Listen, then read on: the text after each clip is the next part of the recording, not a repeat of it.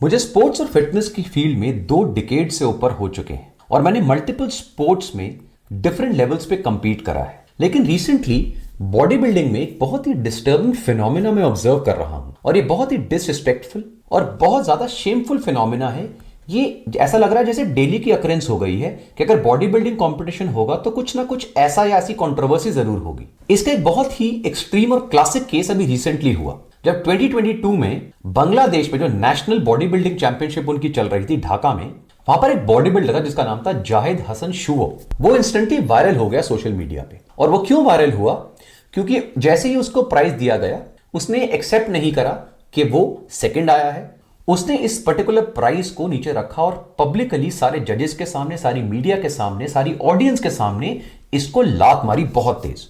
और इससे भी ज्यादा शेमफुल क्या है कि यही बॉडी बिल्डर पिछले 3 बार से कंटिन्यूअसली नेशनल चैंपियन रह चुका है और ये उससे बर्दाश्त नहीं हुआ कि जजेस ने उसको सेकंड प्लेस करा। उसके हिसाब से जो जजेस थे उन्होंने मैच फिक्सिंग करी, चीटिंग करी है। लेकिन फेडरेशन ने एक बहुत ही स्ट्रिक्ट डिसीजन लिया कि इस इंडिविजुअल को, इस एथलीट को लाइफ के लिए बैन करा जाए और उन्होंने उसे लाइफ के लिए बैन करा। और ऐसे ही इंसिडेंट्स आप आजकल हर सेकंड बॉडी बिल्डिंग कंपटीशन में जरूर देखेंगे, जहां पर किसी न किसी कैटेगरी में किसी ना किसी इंसान को, बॉडी बिल्डर को हर्ट होता है या उसे लगता है कि जजेस जो हैं वो प्रॉपरली जज नहीं कर रहे हैं, उसे चीट कर रहे हैं, उसका डिसीजन जो है वो फेयर नहीं था।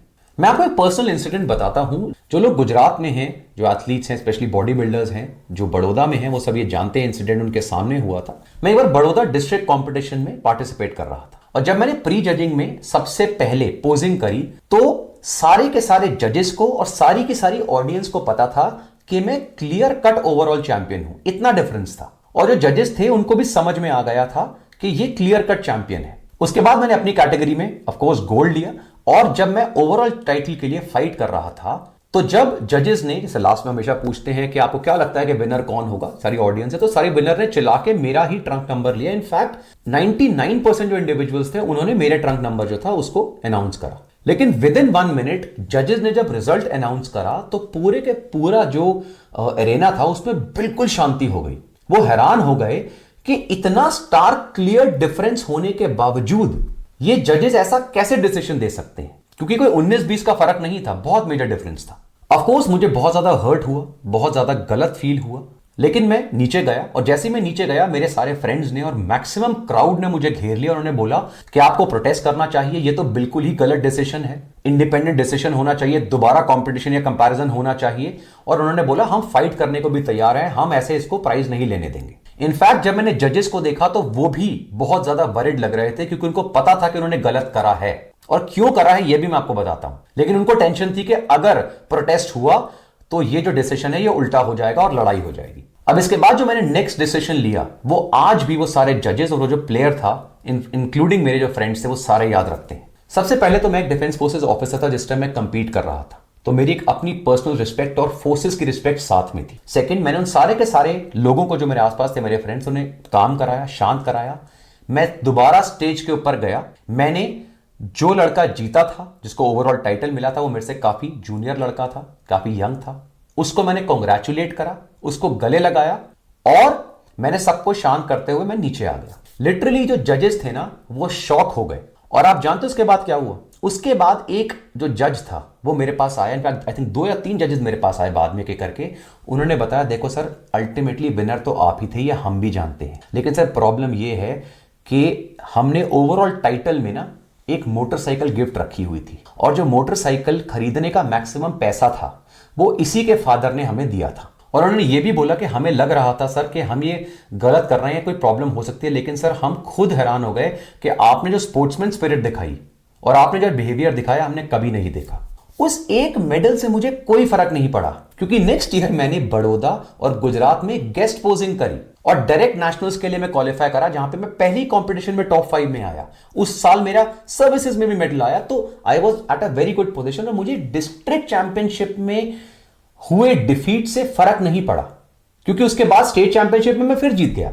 और यहां पर मैं आपको इंसिडेंट इसलिए बता रहा हूं क्योंकि यहां पर मैं अपने बिहेवियर को बोस्ट नहीं कर रहा हूं। यही बिहेवियर और यही ग्रेसफुलनेस जो है मैंने बहुत सारे सीनियर एथलीट्स में भी देखी है, जिन्होंने अपनी डिफीट को एक्सेप्ट किया है डिस्पाइट ऑफ द फैक्ट कि उनको अगर लगा है कि उनका जो डिसीजन है जजेस का वो अनफेयर है, उन्होंने तो भी इसको एक्सेप्ट करा। और बिलीव मी, जब ये प्रॉब्लम्स सीनियर लेवल्स पे होती है, इंटरनेशनल कॉम्पिटिशंस में होती है, तो ये और भी ज्यादा हर्ट करता है, क्योंकि सालों की मेहनत और हार्डशिप के बाद आप उस लेवल पे पहुंचे हैं और वहां पे आपको लग रहा है कि आपके साथ जो डिसीजन हुआ है वो अनफेयर है। But believe me, there is always a next day, और आपकी सेल्फ रिस्पेक्ट, आपकी डिग्निटी, आपकी इज्जत आपके हाथ में है, और वो किसी भी हार या जीत से बहुत ज्यादा वैल्यूएबल है। अब ऑफ कोर्स मैक्सिमम यंगस्टर्स के दिमाग में क्वेश्चन आएगा, भाई ऐसा क्यों, हम क्यों ना फाइट करें? इसका आंसर बिल्कुल यस हो सकता है तभी जब आपको स्पोर्ट्समैन स्पिरिट का मतलब समझना आए।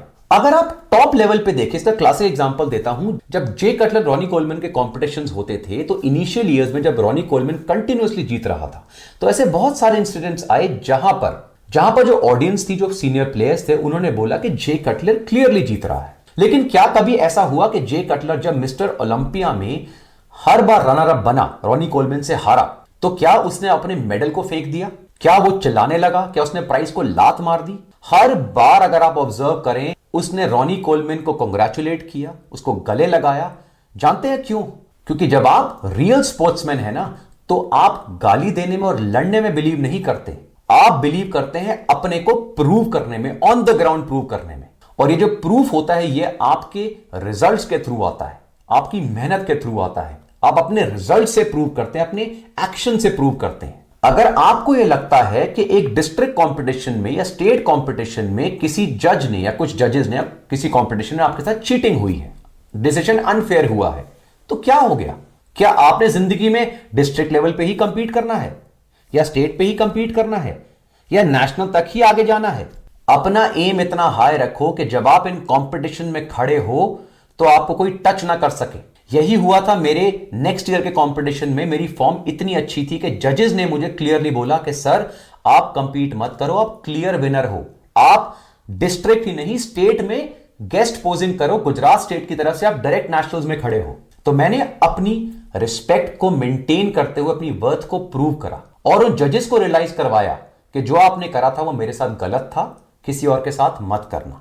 वर्ल्ड के जितने भी टॉप प्लेयर्स हुए हैं ना, वो ऐसी बहुत सारी हार या डिफीट से निकले हैं, तभी वो चैंपियंस या विनर्स बने हैं। मैं ये नहीं कहता कि आपको अगर कोई डाउट आ रहा है तो आप क्वेश्चन मत करिए, बिल्कुल करिए, लेकिन क्वेश्चन करने का एक तरीका होता है। वो क्वेश्चन आप कंपटीशन के बाद जाके कामली जजेस से करिए और अपने आप को नेक्स्ट टाइम के लिए इतना अच्छा रेडी करिए कि वो जजेस जो हैं वो कुछ ना करके भी आपको ही विनर डिक्लेयर करें, क्योंकि उन्हें लगे क्योंकि कंपटीशन ही नहीं है।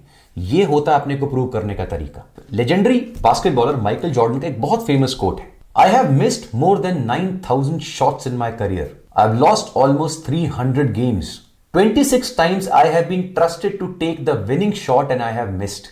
I have failed over and over again in my life and that is why I succeed. और ऐसे बहुत सारे अमेजिंग वीडियोस के लिए देखते रहिए वी आर स्टूपिड।